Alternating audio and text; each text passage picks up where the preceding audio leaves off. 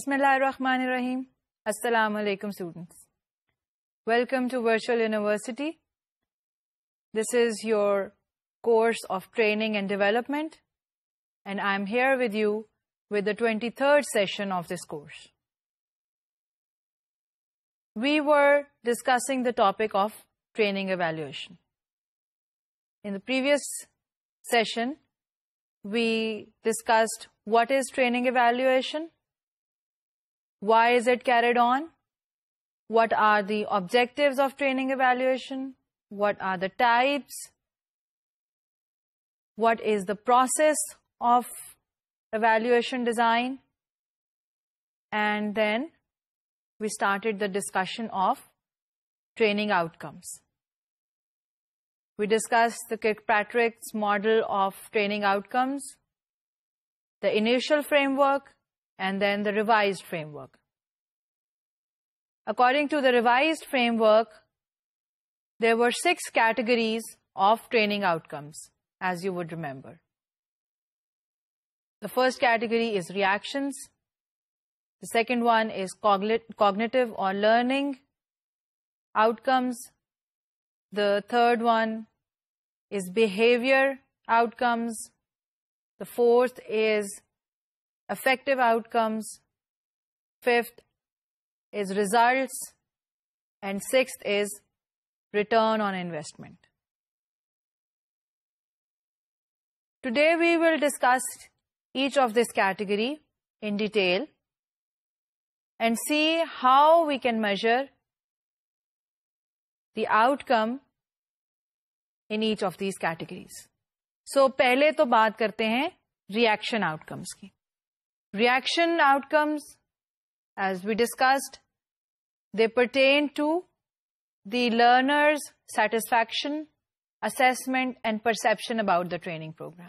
Reaction outcomes are essentially collected immediately after the training program. क्योंकि ये assessment है, reactions की, assessment है, satisfaction की, assessment है, उनकी perception की, तो ट्रेनिंग एंड होने के साथ ही ये असेसमेंट हो जानी चाहिए ताकि उनका जितना एक्सपीरियंस फ्रेश है आप उसकी असेसमेंट उसके साथ ही कर लें. So it essentially takes place after the training programme. Then this assessment must be carried on all the aspects of the training program. It should not just be a question कि क्या आप इस training programme से satisfied हैं या नहीं हैं. Yes or no में जवाब दें. No. It should ask about various aspects of the training program, such as the preparation of the instructor, method of delivery, the content of the training program, the organization of the training program, the administration, and various different aspects that pertain to the satisfaction of the attendee of the training. Reactions are very important. The more a person will have positive reactions, the more a person will be satisfied with the process of learning, the more he or she will be able to learn effectively. That is the logical justification that we can see. ये हमें logic से बात नजर आती है कि अगर कोई पॉजिटिव होगा तो लर्निंग ज्यादा होगी. रिसर्च हमें क्या बताती है? रिसर्च से हमें क्या पता लगता है?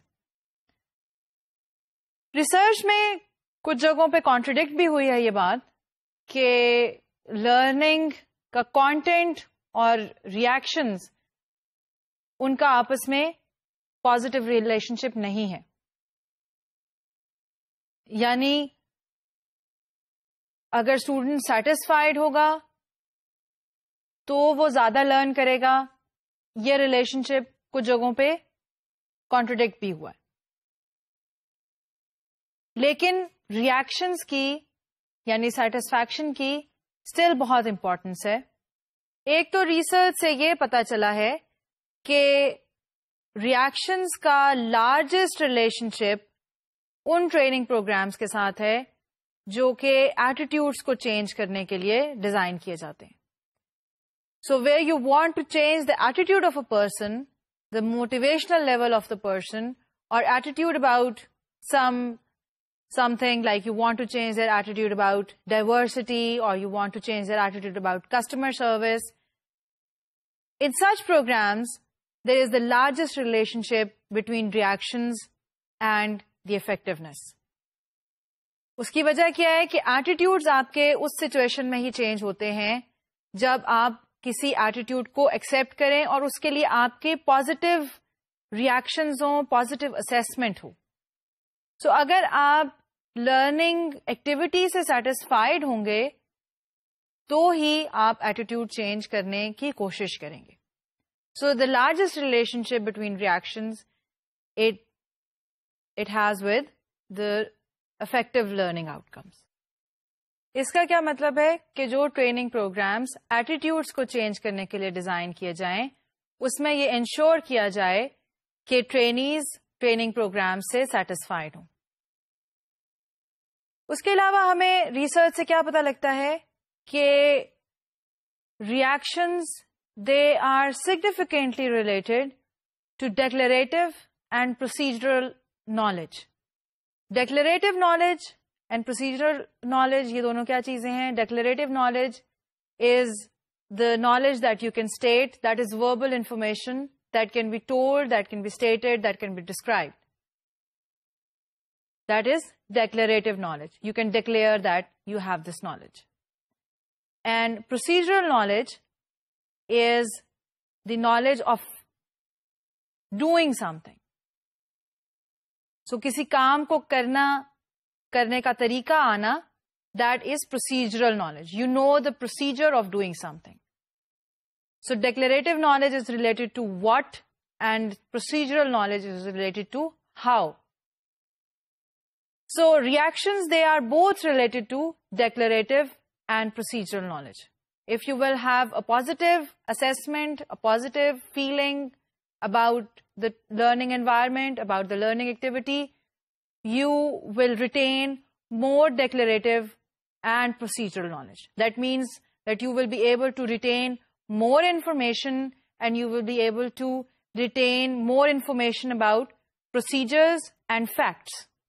उसके अलावा हमें रिसर्च से ये पता लगता है कि reactions, they have been found to have the strongest relationship with post-training motivation, trainee self-efficacy, and declarative knowledge when technology is used for instructional delivery. So this means that reactions are strongly related to post-training motivation. This means that the more a person will be satisfied with the training program, the more he will be motivated after the training ends, and he will be motivated to use the learning in the work environment. So reactions का transfer of training के साथ बहुत significant relationship है, क्योंकि trainee motivated होता है उस knowledge को, उस लर्निंग को यूज करने के लिए. उसके अलावा रिएक्शन का ट्रेनी की सेल्फ एफिकेसी के साथ भी बहुत गहरा ताल्लुक है. सो इसका ये मतलब है कि जितना वो पॉजिटिव फील करेगा, जितना वो सेटिस्फाइड होगा, उतना उसका कॉन्फिडेंस उस एक्टिविटी के बारे में, उस लर्निंग के बारे में, उस नॉलेज के बारे में ज्यादा होगा. सो सेल्फ एफिकेसी को हमने जब डिस्कस किया था तो हमने यही बात की थी कि सेल्फ एफिकेसी बहुत इंपॉर्टेंट है लर्निंग के लिए भी और लर्निंग की एप्लीकेशन के लिए भी. जब तक आपको कॉन्फिडेंस नहीं होगा, उस वक्त तक आप लर्न भी नहीं कर सकेंगे और अप्लाई भी नहीं कर सकेंगे. सो उसके लिए जरूरी है कि ट्रेनी का रिएक्शन पॉजिटिव हो. Then reactions have the strongest relationship with declarative knowledge when technology is used for instructional design. So that means that if you are using online learning, online training, or distance learning, in that case, students or trainees will be able to learn the declarative knowledge, which means the knowledge of what the knowledge of facts. They will be able to gain most out of that learning activity if they are satisfied and happy with the training or learning activity. So in the case of technology being used as instruction, the training design should be designed in a way so that the learner does not have any problems in the learning activity. उसको training content को assess करने में, उसको training content को use करने में जो technological aspects हैं वो स्ट्रीमलाइंड होने चाहिए, वो स्मूथली परफॉर्म करने चाहिए, ताकि जो ट्रेनिंग प्रोग्राम है उससे ट्रेनी सेटिस्फाइड हो. हमने अभी ये बात की कि रिएक्शंस को मेजर करने के लिए various categories of reactions measure किए जाने चाहिए. जरूरी है कि आप ट्रेनर के बारे में, फैसिलिटीज के बारे में, कंटेंट के बारे में, मटेरियल्स के बारे में उनसे इंफॉर्मेशन लें, उनके रिएक्शंस मेजर करें. सो हम एक सैम्पल क्वेश्चनेयर को देखते हैं जिसमें मुख्तलिफ क्वेश्चंस के जरिए ये मेजर करने की कोशिश की जा रही है कि ट्रेनी के इन वेरियस एस्पेक्ट्स के बारे में क्या रिएक्शंस हैं. So let's take a look. This is a sample reaction measure. This is a questionnaire and it has got 17 questions. It says that read each statement below and indicate the extent to which you agree or disagree with each statement using the scale below. So from a scale of 1 to 5, from 1 being strongly agree to 5 being strongly disagree, you will give reactions or assessment about each of the statements that are given below. These statements, they pertain to the various aspects of the training program. Now let's look at each of the statement individually. First one is, I had the knowledge and skills needed to learn in this course. This is about the trainees' preparedness for the training program. Then the facilities and equipment made it easy to learn. This is about the training program, the training design. The courses met all the stated objectives. I clearly understood the course objectives. Then the way the course was delivered was an effective way to learn. This is about the training method. Then the material I received during the course was useful. This is about training material. The course content was logically organized. This is about course content. Then there was enough time to learn the course content. This is about the pace of learning. Then I felt that the instructor wanted us to learn. This is about instructor support. I was comfortable asking the instructor questions. This is about the instructor being friendly with the trainees. The instructor was prepared. This is about instructor preparation. The instructor was knowledgeable about the course content. This is about instructors' expertise. I learned a lot from this course. This is about overall learning. What I learned in this course is useful for my job. This is about the relationship of learning with the context of the job. The information that I received about the course was accurate. This is about the information that was given about the course prior to starting the course. And overall, I was satisfied with the instructor. This is about satisfaction with the instructor. And overall, I was satisfied with the course. So this is about overall satisfaction with the course. Now you see that in this questionnaire, for each of the statement, there is a separate aspect that is being analyzed. So 17 statements for 17 aspects, giving you information about 17 aspects of the training program. So this is how a comprehensive reaction measure can be used and should be used to analyze the reactions or satisfaction of the trainees. The next are cognitive or learning outcomes. Cognitive or learning outcomes, they pertain to learning of facts, procedures, principles, concepts, ideas, and so on and so forth. This is about getting information, getting the knowledge about various concepts. This is also about cognitive skills. Cognitive skills, you should remember, they include verbal processing, word processing, quantitative ability, and critical reasoning ability. So you should be able to use the facts, use the concepts to arrive at various solutions, to arrive at various answers. Cognitive or learning outcomes, they are usually measured through a pencil and paper test, which means that an examination or a test that is completed on a paper, that may be completed on a computer. An examination or a test is used to measure learning or cognitive outcomes. जैसे आपकी quantitative ability को major करने के लिए आपको numerical दे दिया जाता है कि इसको सॉल्व करके दिखाएं, या आपकी वर्बल कॉम्प्रिहेंशन को मेजर करने के लिए आपको पैराग्राफ दे दिया जाता है और उसमें से कुछ क्वेश्चंस पूछ लिए जाते हैं और उन क्वेश्चंस को आपने आंसर करना होता है उस पैराग्राफ की इंफॉर्मेशन एनालाइज करके, या आपको क्रिटिकल रीजनिंग के लिए आपको मल्टीपल चॉइस क्वेश्चंस दे दिए जाते हैं जिसमें आपको कुछ एक सिचुएशन दी जाती है और आपने उसमें लॉजिक को फाइंड करके, लॉजिक यूज करके आंसर के ऊपर you have to select the right answer. So इसी तरह से यू कैन मेजर कॉग्निटिव और learning outcomes by using a pencil or paper test or an online test or a computer test. An example of a learning outcome measure that was used to measure a person's learning about decision making. Let's take a look at the example.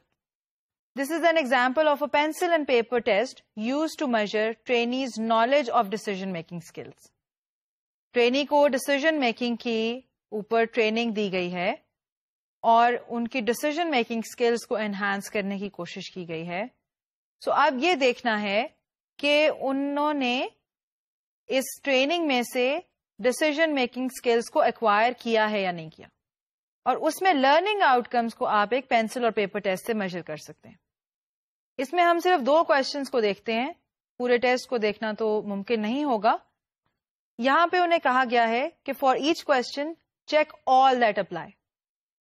They are given a situation that if my boss returned a piece of work to me and asked to make changes on it, I would. There are 4 options. Number 1, prove to my boss that the work didn't need to be changed. Number 2, do what the boss said, but show where the changes are needed. 3, make the changes without talking to my boss. And 4th, request a transfer from the department. And the trainee is supposed to check all those that apply. The second question is, if I were setting up a new process in my office, I would. Again, there are 4 options.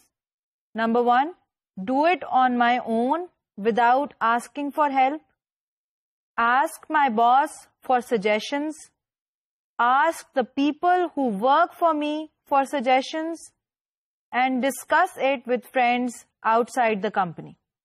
So this is a cognitive outcomes measure that can be used to analyze the cognitive learning of a person who has been through a decision-making learning program.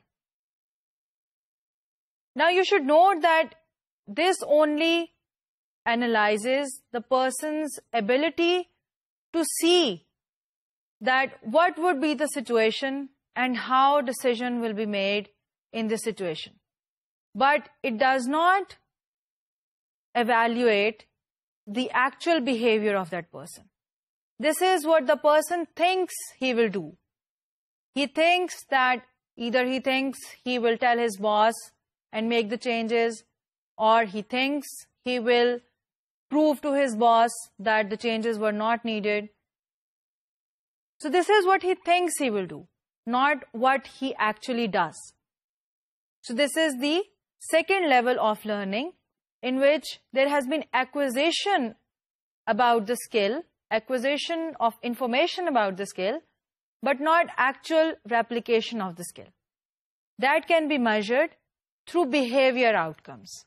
Behavior and skill-based outcomes, they include acquisition or learning of skills and use of skills on the job. Skill-based outcome, they pertain to two categories. One is the skill learning and the other is skill transfer.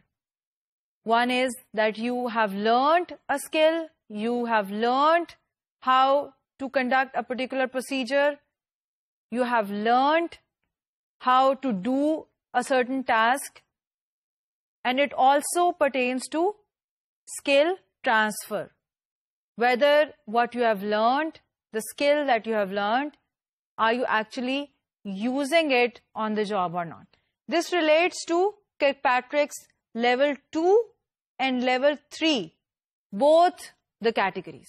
So it pertains to learning, which is level 2, and behavior, which is level 3. If you have learned the skill, that means it is the level 2 of learning. If you are using the skill as well, that will show in your behavior. That means it pertains to level 3, which is behavior of that classification. In order to measure the behavior or skill that is learned by a person, what can you do about that? एक तरीका तो ये है कि आप performance को observe करें, behaviour को ऑब्जर्व करें. उसके लिए आपको किसी ऐसे इंसान को, किसी ऐसे एक्सपर्ट को हायर करना पड़ेगा जो परफॉर्मेंस के सब एस्पेक्ट्स से वाकिफ हो. सो अगर आपने किसी ट्रेनी सर्जन की परफॉर्मेंस को एवेल्युएट करवाना है, तो वो कोई एक्सपर्ट सर्जन ही एवेल्युएट कर सकता है. सो उसके लिए ये ज़रूरी है कि आपके पास वो एक्सपर्ट्स मौजूद हों जो उस प्रोसीजर को, उस स्किल को बहुत अच्छी तरह से जानते हैं. एक और तरीका भी है एवेल्युएशन का, और वो ये है कि आप सेल्फ एवेल्युएशन करवाएं. सेल्फ एवेल्युएशन में कुछ प्रॉब्लम्स आते हैं. सेल्फ एवेल्युएशन में पहला प्रॉब्लम तो ये है कि the evaluation is usually positively inflated. आपकी अपनी परफॉर्मेंस के बारे में जो एवेल्युएशन होती है वो आम तौर पे जो एक्चुअल परफॉर्मेंस है उससे ज्यादा ही होती है. आप समझते हैं आपने काम बहुत अच्छा किया है, बेसिकली आपने इतना अच्छा नहीं किया होता.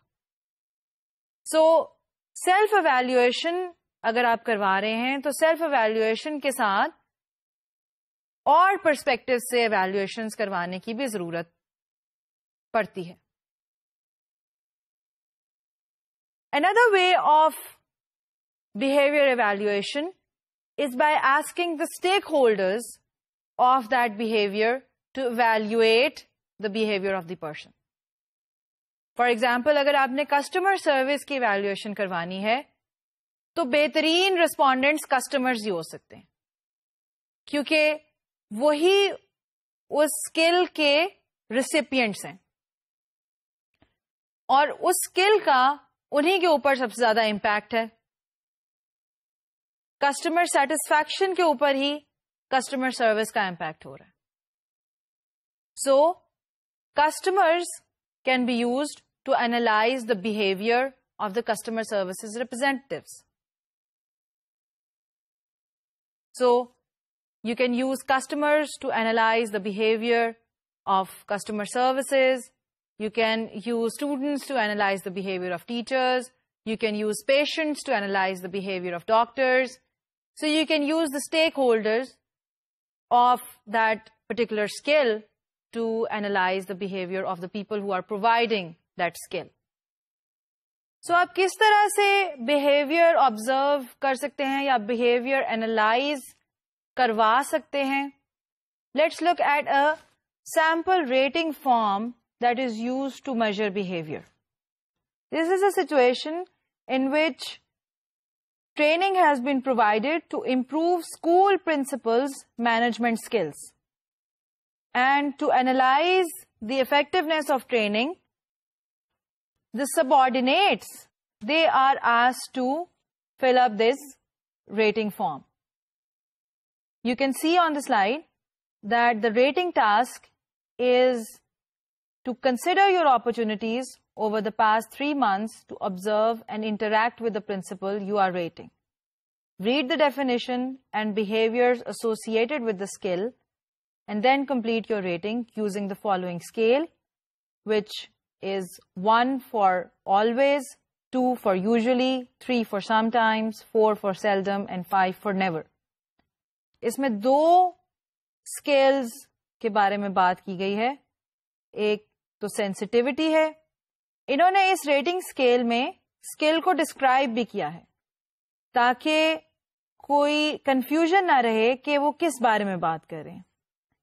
सो इन्होंने डिस्क्राइब किया है कि सेंसिटिविटी का मतलब क्या है. It means ability to perceive the needs, concerns and personal problems of others, tact in dealing with persons from different backgrounds, skill in resolving conflict, ability to deal effectively with people concerning emotional needs, and knowing what information to communicate to whom. So this is sensitivity. And about that, they have asked the subordinate, to what extent in the past 3 months has the principal? Then there are 6 questions. The first one is, elicited perceptions, feelings, and concerns for others, expressed verbal and non-verbal recognition of feelings, needs, and concerns for others, taken actions that anticipated the emotional effects of specific behaviors, accurately reflected the point of view of others by restating it, applying it, or encouraging feedback, communicated all information to others that they needed to perform their job, and diverted unnecessary conflict with others in problem situations. So the subordinate is analyzing the sensitivity of the principal on these 6 various statements. Then is the category of decisiveness. They have explained decisiveness as the ability to recognize when a decision is required and act quickly. And they've also given the advice that disregard the quality of decision. आपने ये नहीं देखना कि decision की quality क्या थी, आपने ये देखना है कि प्रिंसिपल में ये एबिलिटी थी कि वो ये रिकग्नाइज कर सके कि डिसीजन की जरूरत है और उसने क्विकली उस सिचुएशन में एक्ट किया या नहीं. This is decisiveness, not the quality of the decision. So to analyze that, they are asking that to what extent in the past 3 months has this individual recognized when a decision was required by determining the results if the decision was made or not made, determined whether a short or long-term solution was most appropriate to various situations encountered in the school, considered decision alternative, made a timely decision based on available data, and stuck to decision once they were made, resisting pressures from others. So this is a sample behavior measure that has been used to analyze the effectiveness of learning in a management skills training program, and the reactions or the rating of subordinates has been used to analyze the behavior of the manager, which is the principal of the school. वैसे इस तरह की rating Pakistan में तो नहीं हो सकती, कहीं बाहर ही अप्लाई की गई होगी, क्योंकि यहाँ तो प्रिंसिपल कैसे हो सकता है कि अपने सबऑर्डिनेट्स को ये अलाउ करे कि वो उसको रेट करें. This is not possible. अल्लाह करे कि हमारी मुल्क में ऐसा वक्त आए जहां जब हम इस तरह की एवैल्यूएशंस और इस तरह की असेसमेंट्स करने के काबिल हो जाएं. हम एक्सेप्ट करें और टॉलरेट करें मुख्तलिफ तरह के पर्सपेक्टिव्स को, मुख्तलिफ तरह की इनपुट को. एनीवे, थ्योरी पढ़ना तो हमारे लिए ज़रूरी है, तो हम थ्योरी की बात आगे लेके चलते हैं. Next type of outcomes are affective outcomes. Affective outcomes are the change in attitudes or motivations. These can include the change in attitude about diversity. You want to train people for being more tolerant about diversity. You want to train people for a better perception about safety. You want to train people for a better understanding or a better orientation about customer service. So change of attitudes or motivation for a particular target behavior. These are affective outcomes. Affective outcomes, they also pertain to level 2 of Kirkpatrick's framework, which is learning, and level 3, which is behavior, depending upon how they are analyzed. Let's see the example of a survey that is used to measure career goals, plans, and interests. Career goals, they pertain to the attitude about a person's career, attitude about career development, attitude about its personal plans about the career. So this is a survey that is used to measure career goals and interests. These statements, they ask a person, number 1, at this time, I have a definite career goal in my mind. 2, I have a strategy for achieving my career goal. 3, my manager is aware of my career goals. 4, I have sought information regarding my specific areas of career interest from friends, colleagues, or company career sources. 5, I have initiated conversations concerning my career plans with my manager. So this sample measure, it analyzes how serious a person is about its own career, what kind of attitude they have about their career. If they are talking about their career with their manager, with their friends, colleagues, that means that they are seriously interested in their career development. If they have a strategy about their career development, that means that they have a plan for their future, a plan for their career development. So it shows the attitude of a person about his own career and his career development. Attitudes can mostly be measured through surveys, self-reported surveys, because attitudes are something that are mostly not observable. They may be observable if they convert into some kind of a behavior. For example, if you have an attitude that you do not like smoking, how will that appear in your behavior?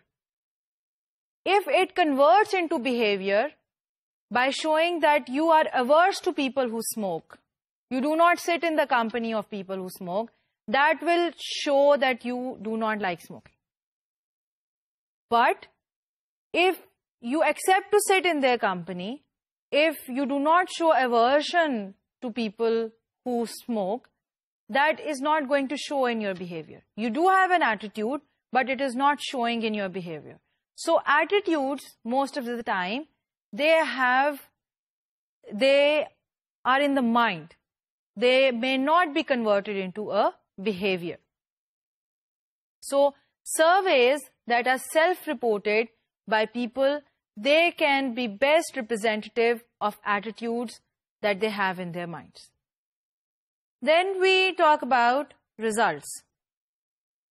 Results are the payoffs that the company receives from the training effectiveness. Results, they are business-related outcomes. They may pertain to increased productivity, to reduced cost, to better quality, to reduced accidents. So the results of a training program, they will be measured according to what needs to be measured. For example, if productivity needs to be measured. How will you measure productivity? Will it be productivity in terms of serving more customers, productivity in terms of making more products, productivity in being able to close more sales deals? So it depends on what kind of productivity you're looking for. Then if you are analyzing reduced costs, what kind of costs are you looking at? Whether they are reduced costs in terms of reduced costs of training, reduced costs of production, reduced costs in terms of processes being more efficient. So what are you looking at?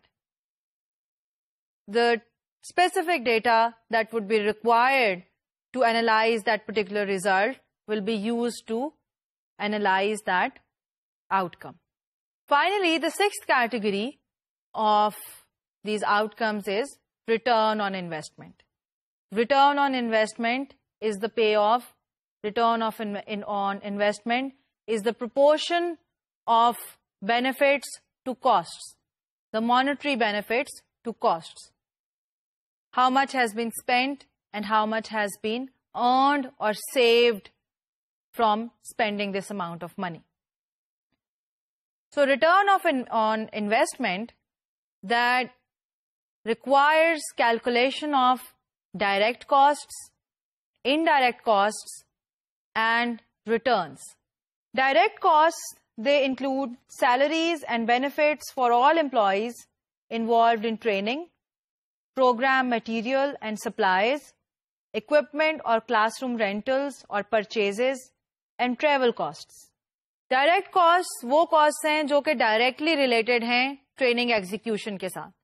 So instructors जो कि training program में participate कर रहे हैं, उनकी travel cost, उनकी accommodation cost, उनको अगर आप fees pay कर रहे हैं, उसके अलावा जो training content develop करने के लिए आपको अखराजात उठाने पड़े हैं, उसके अलावा अगर आपको ट्रेनिंग फैसिलिटी हायर करने के लिए रेंट देना पड़ रहा है, वो सब कॉस्ट जो कि डायरेक्टली अप्लाई हो रही हैं ट्रेनिंग एक्टिविटी के ऊपर. इसमें वो कॉस्ट भी आ जाएंगी जो आपके एम्प्लॉयज अगर ट्रेनिंग अटेंड कर रहे हैं तो उनको जो आप सैलरी पे कर रहे हैं वो भी इसमें डायरेक्ट कॉस्ट में आ जाएगी, क्योंकि they are not actually performing their work but they are getting the salary and attending the training program. So that will also be included in the direct cost. Indirect costs are the cost of those items which cannot be attributed to a particular training program. So indirect costs are not related directly to the design, development, or delivery of the training program. They may not be directly related, but they must have some relationship with the training program. So the salary of the training staff which carries out the administration, which cannot be allocated to a specific training, would be included in the indirect cost. Proportion of that would be included in the indirect cost. So indirect costs are those which do not directly pertain to the training but are somehow related to the training function. Then you measure the benefits or value of the training program. This is a little tricky business. To measure the benefit or value of a training program may not always be easy to convert into a monetary value. So for that you will need to improvise some procedure to convert the value of the training into a monetary number. So for example, if you want to show that the benefit of the training program is that hours of operations, they have been saved because of reduced accidents.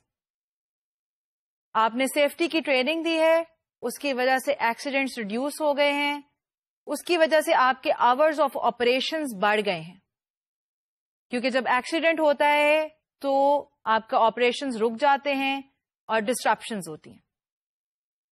So you need to convert this hours, increased hours of operations into some number. So because what you need to do is to show that because your hours of operation have increased, your productivity has increased by these many units or by this number. And then the costs that you had to pay because of the accidents, let's say because of an accident you had to pay on an average medical costs, and because of an accident you need to get the machineries repaired, all the costs that were pertaining to that accident, you will need to calculate all those costs.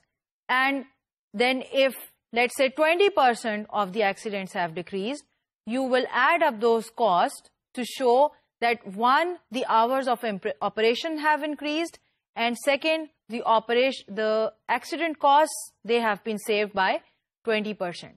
So you will need to convert all these things into a monetary number, and then the return on investment will be calculated by dividing the benefits by the costs.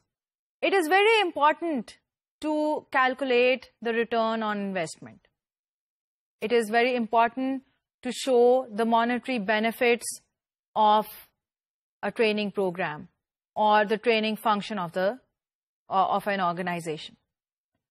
For example, Northwest Airline, that is an American airline, a well-known American airline, which has a technical department in which they have a technical training department, which consists of 72 instructors who provide training to a large number of in-house technicians and about more than 10,000 vendors who provide technical facilities for their aircraft maintenance.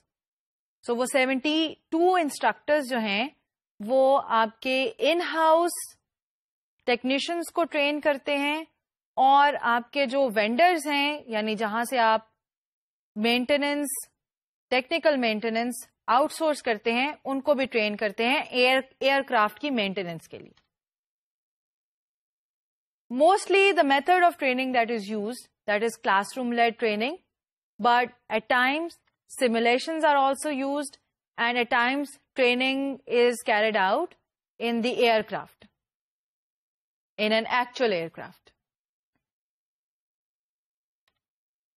Northwest Airlines technical training department, they measure the effectiveness of training, they measure the benefits of training, and they make sure that they are able to show that training is beneficial for the organization.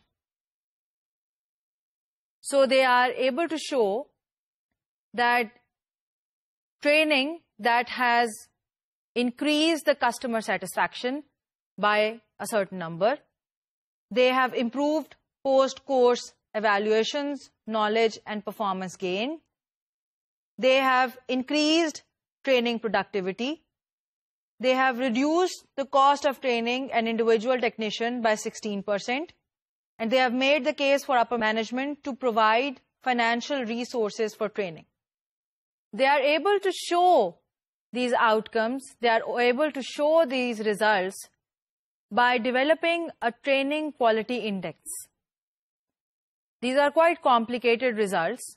For example, how can you show that training has contributed to customer satisfaction? But for that, to arrive at these complicated calculations, they have developed this training quality index. What is this training quality index? It is a computer application which collects data about training department performance, productivity, budget, and courses, and allows for detailed analysis of the data. So this computer application, it makes these complicated calculations by comparing budgets, by comparing costs with performance, and it continuously collects data on performance and evaluates it. The evaluation, it is tracked in 5 categories. 5 categories which are effectiveness, quantity, perceptions, financial impact, and operational impact.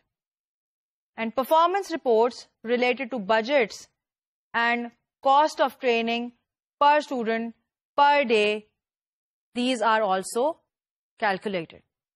So on these 5 categories, they track the performance of the training department, and then they are able to relate the performance of the training department with the business strategy and the overall business objectives. For example, they are able to predict the training demands, and the training demands can be compared with passenger loads and the number of flying routes to determine the right number of trainers in the right locations to support business needs. So they are able to see that which place which is mostly traveled, which there is more passenger load, information can be gathered about the passenger demands at a particular place, and according to that, training staff is provided to that location. So because the allocations are made so efficiently, the training staff is allocated to places where they are required most. And then they are able to show that by improving the supply of training staff to locations where it is required, customer satisfaction has been increased by this percent or by this number. So this is how Northwest Airline Technical Training Department, it analyzes its return on investment. They make various kind of analysis, make various kind of evaluations to show their impact. And through that, they are able to show the importance of their function in the organization. इस example से मैंने आपको थोड़ा सा overview दिया है कि return on investment की क्या इम्पोर्टेंस है और कंपनीज उसको किस तरह से कैलकुलेट कर सकती हैं. रिटर्न ऑन इन्वेस्टमेंट कैलकुलेट करने के लिए हम एक डिटेल्ड एग्जाम्पल नेक्स्ट सेशन में करेंगे. इस सेशन में हमने डिस्कस किया है वो वेरियस आउटकम्स जो कि ट्रेनिंग इवैल्यूएशन में मेजर किया जा सकती हैं.